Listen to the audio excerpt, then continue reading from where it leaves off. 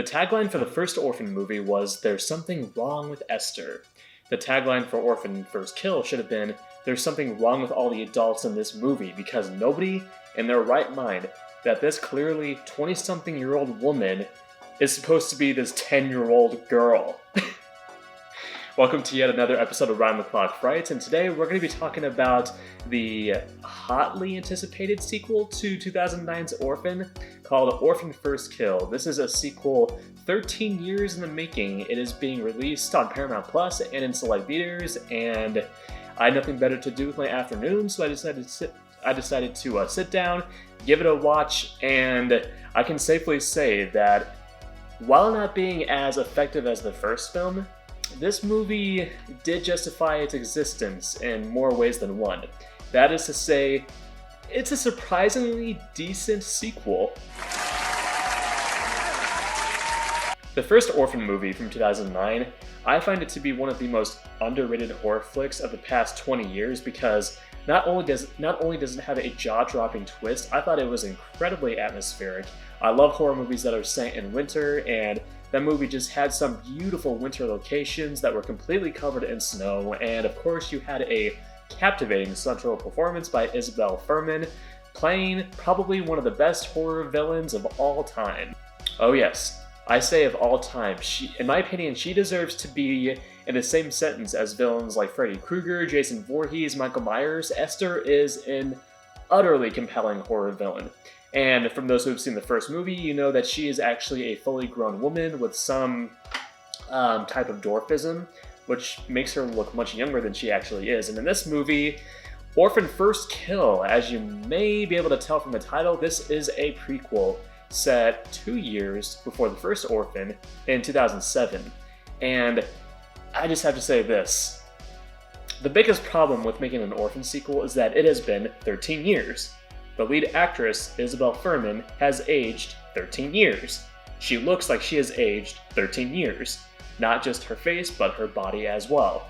And you can tell that she is much older than she was in the first movie, and this is supposed to be a prequel.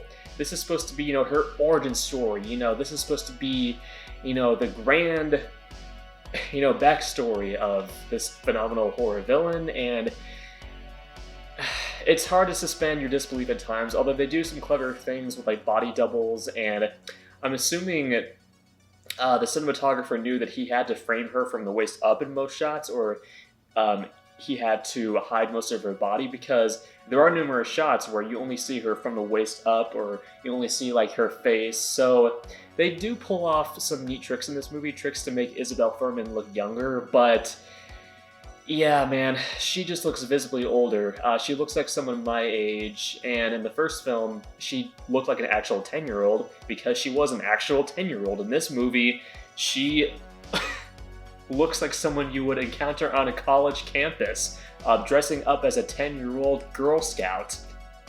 So what's the plot of Orphan First Kill? Well, Esther is back. I say back because this is a prequel, as stated.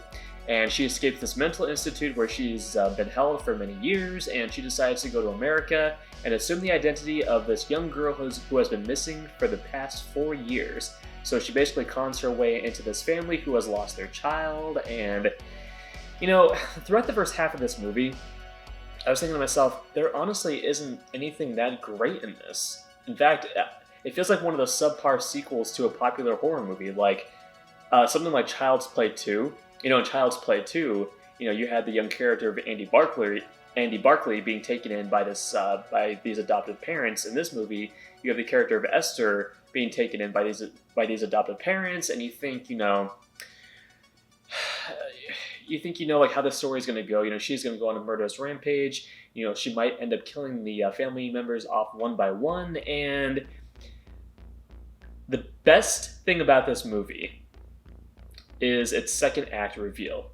There is a twist about halfway through this movie that I honestly wasn't expecting, although I'm sure if I had put more thought into it, I probably could have seen it coming, but it instantly made the movie 10 times more interesting and engaging. From that point on, I was utterly engaged, and yeah, the twist in this movie, it just goes to show what a really well-written screenplay can do for your movie, because for the first half, it felt very generic, very formulaic, and it just wasn't grabbing my attention that much, although there were some, very strong performance bits by Isabel Fuhrman. But from that point on, it just becomes this crazy, horror thriller, and yeah, the second half alone makes this film worth watching. It makes it a worthwhile sequel to a very underrated horror film. I thought it was pretty good. Okay, so I was looking at the credits of this movie, and I was shocked to find out that it was directed by none other than the man who delivered The Devil Inside, quite possibly one of the worst horror films in recent memory. You all remember The Devil Inside. The Devil Inside was basically the result of this filmmaker pulling a found footage film out of his ass, and it was complete garbage. He also directed such acclaimed horror films as The Boy and The Boy 2. And I have to be honest, from a technical standpoint, this film isn't as well made as the original film. There are some nice scenic shots. You have these drone shots of all these wintry landscapes, and they're pretty decent. And there are also some creepy shots of Esther, the character. There's one shot in particular where she's sitting at a piano, and it's this wide shot where you see her reflection, on the top half of the piano, and you only see like a small portion of her face. And there's also a shot near the very end where she is sitting in front of a mirror, but it's one of those mirrors where there's like multiple reflections, so you just see her figure multiple times, just gradually getting smaller, like in the background. That was a very effective shot. But much of this movie, it just looked kind of cheap, and especially in the first 10 minutes, like it was very murky. It was very foggy. It looked like someone had smeared something on the lens, and it just didn't look good in some sequences. In fact, it looked utterly cheap, and yeah, and there were also some very off-kilter shots like throughout the movie. This director must have been heavily inspired by Tom Hooper, the director of films like Les Miserables and The King's Speech, because he'll have a character framed completely off-center. Like a character will be sitting, on the far left side of the frame, and there'll be like all this negative space like right next to them, which I'm not a fan of that type of cinematography. I didn't like it in films like Les Miserables or The King's Speech, and I don't like it here.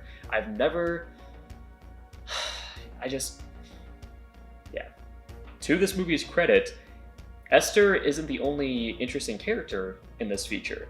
Julia Stiles' character, by the way, Julia Stiles, she was one of those actresses who was reasonably popular in the 2000s, but at least from what I remember, never did anything truly outstanding. In fact, she was in a really crappy remake of The Omen, which came out in 2006, but I can't really remember anything she was in that was particularly stellar. But man, once that twist is revealed, Julia Stiles, she is just so entertaining to watch, and oh my god, I don't want to give away any spoilers, but yeah, she is just having a ball in this movie, and you can tell that she was clearly attracted to the script, and she wanted to play this character because it does subvert your expectations. That's all I'm gonna say. The other characters, there's a teenage son who, is kind of snarky and doesn't really want anything to do with Esther, but then you find out why he doesn't want anything to do with Esther. The father is mostly underdeveloped. He is a big old sad sack. He just kind of acts sadly in scenes, even in his scenes with Esther, his supposedly found daughter. He just wasn't a particularly intriguing character, but thankfully, Julia Stiles more than made up for that. You gotta give. Mommy, I made it for you. Take and let your poor heart break a little. That's the story of I don't know. I just wasn't expecting, too much from this sequel. Especially given the fact that it wasn't given a huge theatrical release.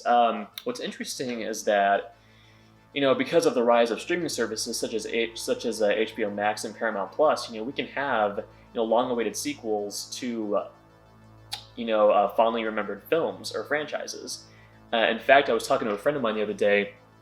With the rise of Disney Plus, we're finally getting sequels to classic 80s fantasies like Willow, and we're also getting, more Star Wars, spin-offs. So I do appreciate the fact that because, streaming services are so prevalent now, that filmmakers can make sequels to fondly remembered films and franchises. Personally, I would like to see more horror sequels made, sequels that probably should have been made a long time ago, but just haven't been made yet. Off the top of my head, let me think here. If we're gonna do like a direct-to-streaming sequel, let me think. Okay, so I had to look at my bookshelf for some ideas. For one, can we please get a sequel to Krampus, even if it's direct-to-streaming? Or hell, a sequel to Trick or Treat. I mean, you've been sleeping on that for years, Michael Dougherty.